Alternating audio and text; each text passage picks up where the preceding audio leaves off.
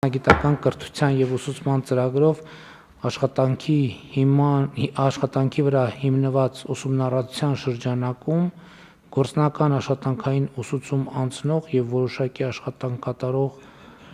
16-ից մինչև 18 տարեկան անձանց ալկոհոլային խմիչքների արտադրության մեջ Հայաստանի Հանրապետության օրենսդրությամբ սահմանված ծանր, վնասակար, առանձնապես ծանր, առանձնապես վնասակար աշխատանքներում, ինչպես նաև մինչև 18 տարեկան անձանց համար ծանր և վնասակար համարվող աշխատանքներում ներգրավելու, նրանց առողջությունը, անվտանգությունը և բարոյականությունը պահպանելու պայմանները սահմանելու մասին կառավարության որոշման նախագիծ։ Զետկուցող կրթության, գիտության, մշակույթի և սպորտի նախարար Ժաննա Անդրեասյան։ Համեցեք Տիկին Անդրեասյան։ Շնորհակալություն մեծարգո վարչապետ, հարգելի գործընկերներ, այս նախագիծը ըստ էության շարունակությունն է այն բարեփոխման, որ մենք սկսել ենք մասնագիտական կրթության և ուսուցման ոլորտում նախորդ տարի գիտեք, որ ազգային ժողովի կողմից ընդունվեց նոր օրենքը, որով որ մասնավոր ոլորտի հետ համագործակցության եւ աշխատանքի վրա հիմնված ուսուցումը իբրև ինստիտուցիոնալ մոտեցում դարձնելու պայմաններն են դրված եւ բնականաբար, երբ որ մենք դնում ենք այդ պայմանները, պետք է լինեն նաեւ հաջորդող կարգավորումներ, որովհետեւ ըստ էության այժմ մասնագիտական կրթության եւ ուսուցման համակարգը հնարավոր է դարձնում, որպեսզի ուսանողը թե աշխատի եւ թե սովորի։ Եվ խոսքը հենց դրա մասին է, որ մենք դուալ կրթության համակարգում ունենք գործատուի հետ համատեղ կամ աշխատավայրում կամ աշխատավայրին հարմարեցված պայմաններում կազմակերպող ուսումնառության գործընթաց եւ այստեղ կա մի առանձնահատկություն, որ այս անձը միաժամանակ համարվում է թե ուսանող եւ թե նաեւ գտնվում է գործատուի հետ աշխատանքային հարաբերությունների մեջ։ Ու բնականաբար, որպեսզի այս գործընթացը ընթանա պատշաճ ձևով, անհրաժեշտ են կարգավորումներ, որոնք հնարավոր կդարձնեն վստահանալ, որ առանձնապես անչափահաս անձանց պարագայում, որպիսիք հանդիսանում են ՄԿՈ համակարգում սովորող ուսանողների մեծ մասը, ապահովված են նրանց այս տիպի աշխատանքներում ընդգրկվելու համար անհրաժեշտ առողջության եւ անվտանգության պահպանման պայմանները։ Եվ մասնավորապես նախագիծը կարգավորում է այս համակարգը, նշելով թե ինչպիսի մեխանիզմներ պետք է գործեն, որպեսզի մենք ունենանք պատշաճ վստահություն, որ օրենսդրությամբ սահմանված ծանր, վնասակար, առանձնապես վնասակար աշխատանքներում ներգրավվածությունը ընթանում է համարժեք 16-ից 18 տարեկան անձանց համար ընդունելի պայմաններին եւ նաեւ նկարագրվում են ուրեմն այս ընթացակարգերը։ Պետք է նշեմ միաժամանակ, որ իրականում այս աշխատավայրի հարմարեցված պայմաններում կամ աշխատավայրում ուսումնառությունը անհրաժեշտություն է, որովհետև եթե մենք ուզում ենք ունենալ համապատասխան գործնական հմտությունները ունեցող ուսանողներ, որոնք որ ավարտից հետո կարող են լիարժեք աշխատանքային գործունեություն ծավալել, ապա պետք է այդ ուրեմն պայմանները մոտեցվեն գործնական հնարավորություններին եւ հետեւաբար մեր խնդիրն է ուղղակի կարգավորումներ տալ թե բժշկական զննության, թե անհրաժեշտ նաև անհատական պաշտպանության միջոցների այլ անհրաժեշտ կարգավորումները նախագծով տրված են, պետք է ասեմ, որ մենք օրենսդրությամբ արդեն իսկ ունենք առանձին կարգավորված ցանկը, որով սահմանված են ծանր, առանձնապես ծանր, վնասակար եւ առանձնապես վնասակար աշխատանքների ցանկերը, դրանք վերաբերում են տարբեր ոլորտների, հանքարդյունաբերության, քիմիական արդյունաբերության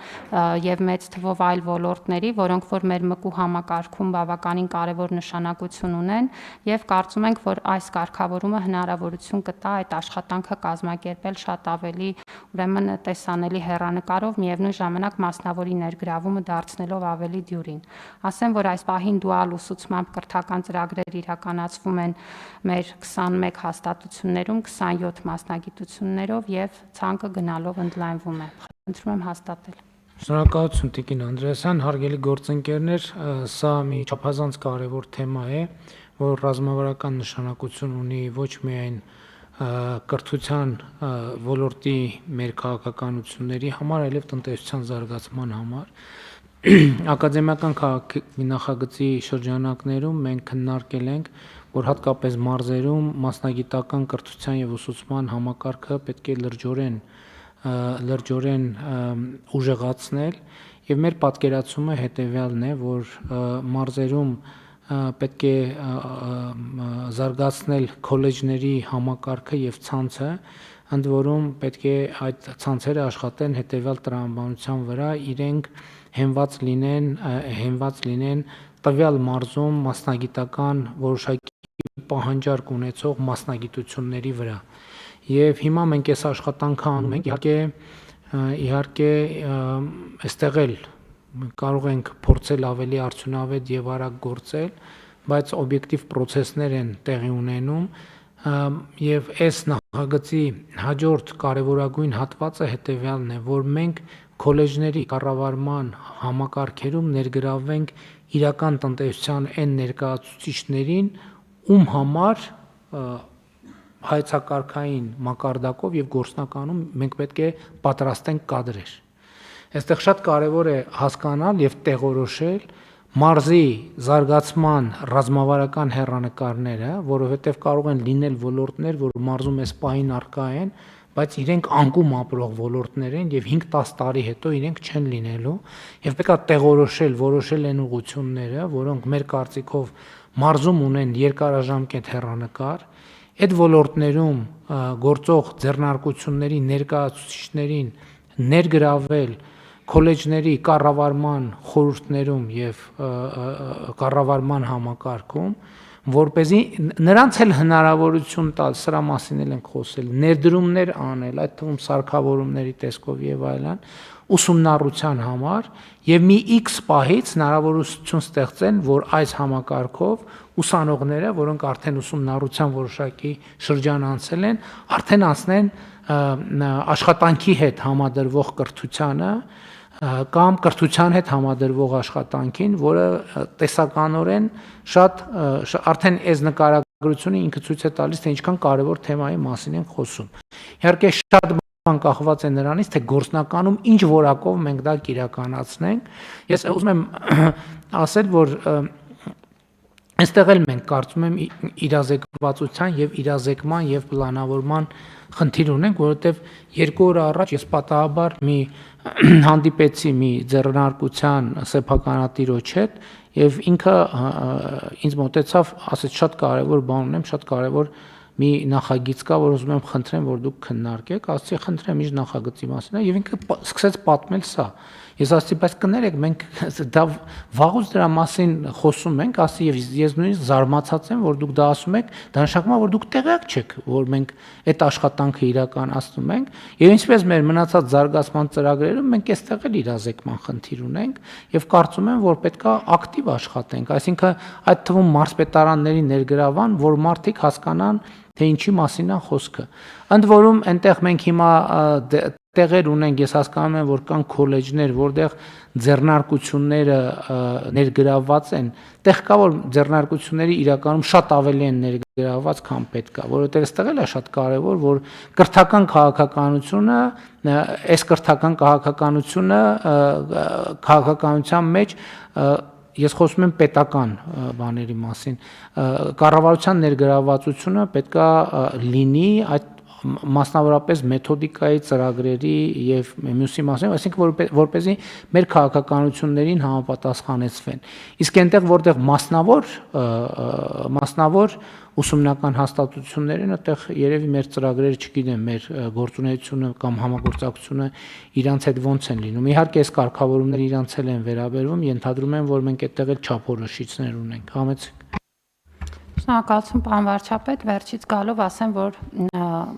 մասնագիտական կրթության եւ ուսուցման ոլորտը լիցենզավորվող գործունեություն է եւ անկախ նրանից թե պետությունն է թե մասնավորն է գործունեությունը ծավալում պետք է անցնի համապատասխան լիցենզավորման ընթացակարգը, իսկ որակի վերահսկողությունը իրականացվում է հավատարմագրման միջոցով, ինչպես որ բուհական համակարգում է եւ լիցենզավորման ու հավատարմագրման պահանջները պարտադիր են բոլոր ուրեմն հաստատությունների համար։ Ինչ վերաբերում է մասնավորի հետ համագործակցությանը, այո, այստեղ աշխատանքի շատ տեղ կա, մենք լավ օրինակ ունենք Իջևանում գործող մեր քոլեջով, Պատրիկ Տևեջյանի քոլեջով, որը համատեղ կառավարվող քոլեջ է եւ մենք ուրեմն այս փորձի հիման վրա արդեն տեսնում ենք, որ այս մոդելը լավ աշխատում է եւ տեսնում ենք, որ բավական լուրջ զարգացում է ապրում տարեց տարի, որովհետեւ սկսել ենք գյուղատնտեսական ֆերմերային տնտեսության մասնագիտությունից, որ միասին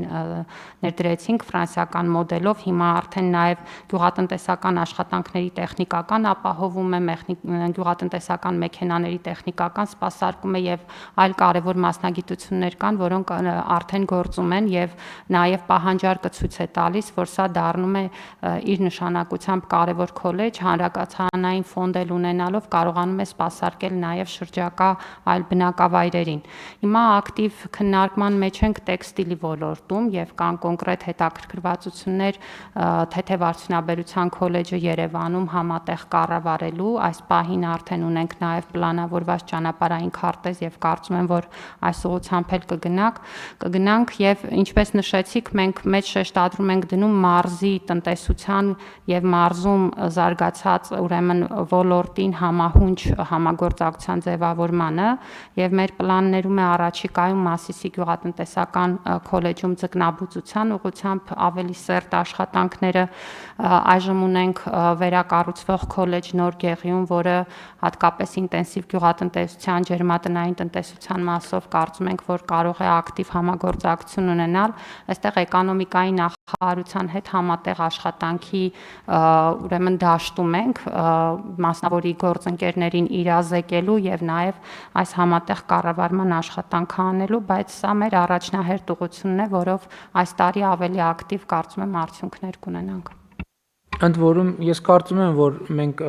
պետք է նաեւ այստեղ խթանների մասին մտածենք, թե ինչպես անել, թե որ մասնավոր հատվածը այս ոլորտում մասնագիտական կրթության եւ ուսուցման ոլորտում ներդրումներ անի, բայց մյուս կողմից կենթադրեմ, որ օրինակ համընդհանուր հայտարարագրման համակարգը շատ լուրջ խթան է այդ ուղղությամբ, եթե մենք կարողանանք էֆեկտիվ ձևով մեր տարբեր իրական տնտեսության ներկայացնող ձեռնարկություններին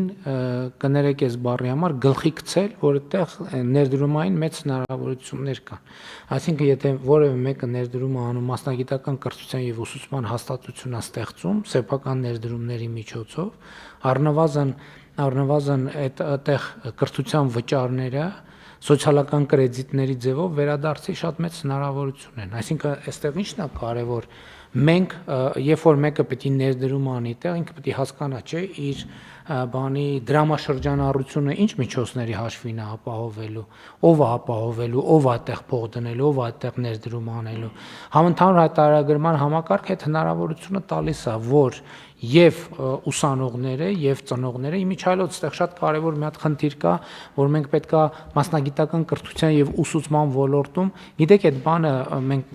ինչ որ ձևով մեր հոգեբանությունից պետքա կարողանանք հաղթահարել, որ մենք ասում ենք քոլեջ, միանգամից հասկանում ենք 17-18 տարեկան կամ 16-15 տարեկան երեխա, որ ասում են քոլեջ, ընդհանրապես ուսումնական հաստատություն, պետքա հասկանանք, պետքա նորմալ է լինի, որ 25-30 տարեկանը որոշում է գնալ քոլեջ ընդունվի եւ մասնագիտություն ստանա, որովհետեւ այդ մասնագիտությունը շուկայում ավելի պահանջարկված է կամ ինքը մասնագիտական վերավորակման անհրաժեշտություն է տենում այս կամ այն պատճառով։ Եվ այդ թվում էս էլ է պետք նայել, թե մեր համակարգերը տենց հնարավորություն տալիս են, թե չէ, որովհետև այդտեղ են մենք պետքա մեր կրթական հաստատություններին հուշենք այս բանը, այդ թվում եթե էլի հարցը դիտարկեմ համընդհանուր հայտարարագրման համակարգով, մարդը կարող է ցերեկը լինել վարձու աշխատող, երեկոյան լինել քոլեջի սովորող եւ տարվա արդյունքով քոլեջին վճարած վճարները իր իսկ սոցիալական կրեդիտի ձևով հետ ստանալ։ Այսինքն էլի ուզում եմ մեզ բոլորիս եւ տարբեր ոլորտների այդ 70 միլիարդ օդում կախված գումարի մասին հիշեցնել, որ պետքա ոլորտները, կրթական հաստատությունները, առողջապահական հաստատությունները աշխատեն այդ հոսքերը ուղղորդելու դեպի իրենց։ Իսկ սա լուրջ աշխատանք է, լուրջ ներդրում է, լուրջ ջանք է, լուրջ մրցակցություն է, որը նաև այդ ընկերություններին, մասնավոր ընկերություններին, կրթական հաստատություններին զարգացման մրցակցության լուրջ խթան է տալու։ Եվ մենք այս բանը պետքա անընդհատ խոսենք։ Ես հույս ունեմ մենք հիշում ենք, որ համընդհանուր հայտարարագրման համակարգի մասին անընդհատ պետքա խոսենք, չնայած արդեն այսօր ազդակներ ենք ստանում, որ մեր մոտ երկրում արդեն կան կրթական հաստատություններ, որտեղ համընդհանուր հայտարարագրման համար անհրաժեշտ հաշիվ ապրանքագրեր ստանալու համար հերթեր են գոյանում, ինչը նշանակում է այս բանը ուղերձը կամանց հանրությունը սկսում է ընդունել եւ երբ որ 1, 2, 3 հիմա արդեն 5000-ից ավել մարդ սոցիալական կրեդիտը ստանում է, հարևանին է պատմում, աշխատատեղում է պատմում, ընկերոջն է պատմում, չգիտեմ, տենց բաների մասին սոցիալական ցանցերում գրում են, թե չեն գրում, այս արդեն մարդիկ հասկանում են, որ իրականություն է եւ դա մի հնարավորություն է, որից պետքա օգտվել եւ թույլ տվեք ասել իմ համոզմունքը, որ սա մեր մարդկային կապիտալի զարգացման եւ ռազմավարական զարգացման գործում ահռելի ներդրում է եւ հեղափոխական նշանակություն ունեցող բարեփոխում։ Իհարկե, ես հույս ունեմ, որ մենք սրա արդյունքում կարողանալու ենք նաև կրճատել ստվերային տնտեսությունը, ավելի հաշվետվական դարձնել ինքներս մեզ, եւ սա մի քանի հարթություն ունեցող բարեփոխում է, որը մենք պետքա ոչ միայն ջերմեռանդ կերպով պաշտպանենք, այլև ջերմեռանդ կերպով իրազեկենք եւ ջերմեռանդ կերպով իրագործենք։ Շնորհակալություն, պարոն վարչապետ, պետք է ասեմ, որ արդեն իսկ բավականին լուրջ հետաքրքրություն մենք նկատում ենք նախարարություն ուղղված այն դիմումների տարբեր կենտրոնների կողմից, որոնք նախկինում էլ գուցե կրթական տարբեր ոչ ֆորմալ ծրագրեր են իրականացրել, կարիքը չեն տեսել գալ պետության հետ համագործակցության դաշտ, որտեղ իրենք իրենց գործունեությունը ծավալել են եւ այս պահին արդեն նաեւ իրենց շահառուներն են պնդում, որ իրենք էլ ուզում են օգտվել սոցիալական կրեդիտների համակարգից եւ արդեն իսկ այդ կենտրոններից դիմումների թիվը ցույց է տալիս, որ բավականին լուրջ շարժ կա եւ մենք էլ մեր կողմից մեր բոլոր հաստատություններին խրախուսում ենք, որ իրենք էլ տարբեր կրթական ծրագրեր առաջարկեն, նաև որակավորման բարձրացման, այլ դասընթացների, որոնք որ կարող են այս կրթության պոտենցիալը ամբողջությամբ իրացնել։ Ինչ վերաբերում է ՄԿՈ համակարգին, մի թիվ կուզեի նշել, պարոն վարչապետ, նախորդ ուսումնական տարում, այսինքն 23-24 ուսումնական տարում մեր 9-րդ դասարանի շրջանավարտները նրանցից ամեն երրորդը, այսինքն շուրջ 30%-ը ընտրել է հենց ՄԿՈ համակարգ գնալը։ Սա շատ լավ ցուցանիշ է, որը մենք նախկինում չենք ունեցել եւ ցույց է տալիս նաեւ, որ այս համակարգի գրավչությունը գնալով մեծանում է եւ մեր երեխաներն էլ մասնագիտական կողմնորոշման տեսանկյունից ընտրում են շատ ավելի նպատակաուղղված կրթության շարունակությունը։ Իհարկե, ինչ խոսք ձեր նշած մեծահասակների կրթությունը մենք ամեն կերպ պիտի խրախուսենք, որ անկախ նրանից, թե որ տարիքային խմբում ենք, երբեք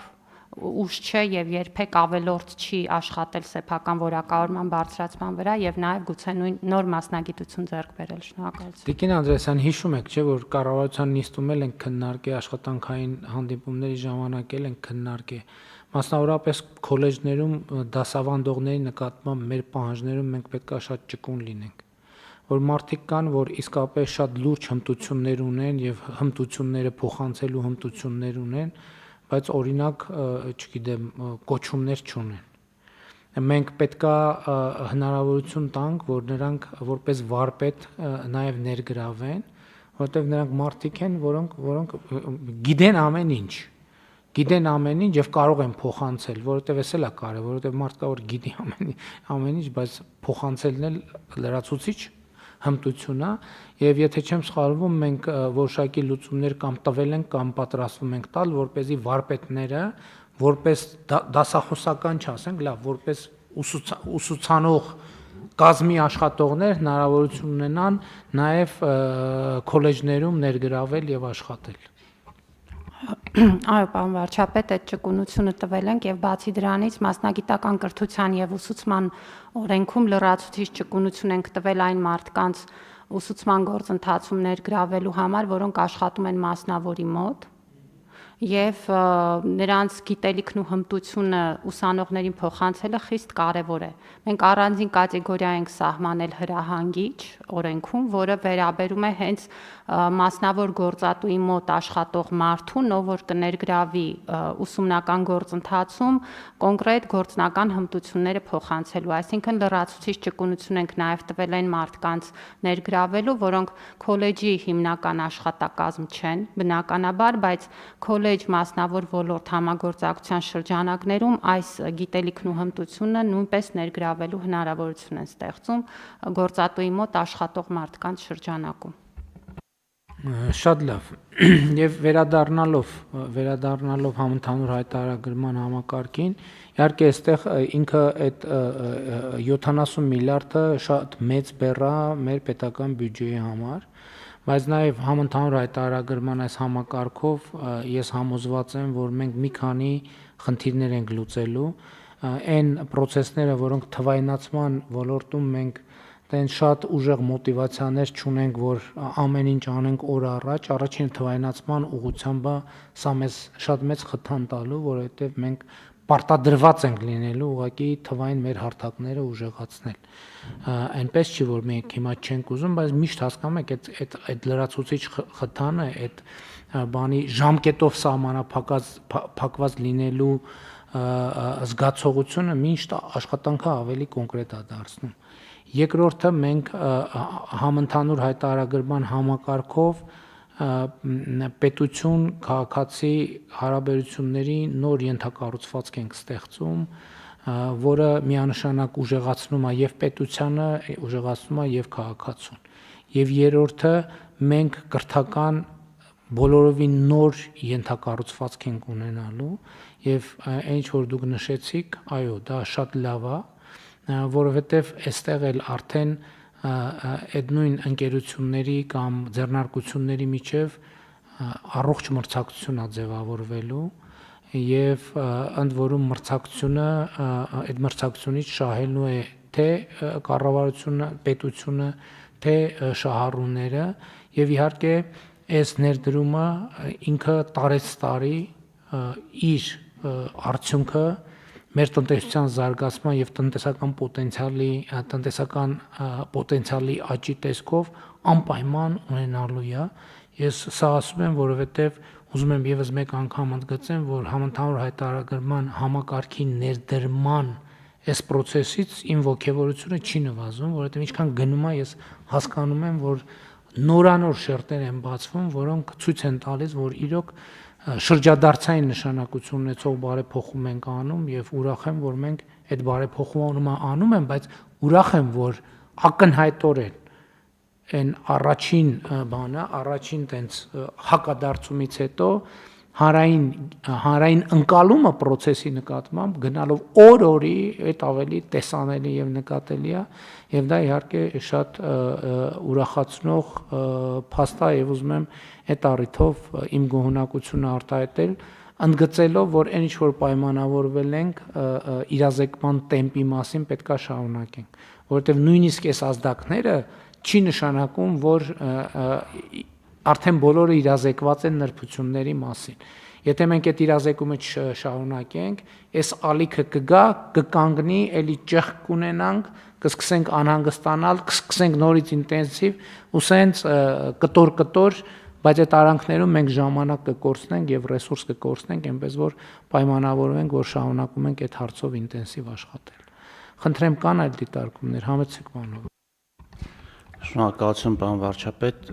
ես ուղղակի ուզում եի ասել որ մենք բոլորս եւ մեր հանրությունը պետք է գիտակցի որ այս հայտարարագրման համակարգ մենք նոր ենք մուտք գործում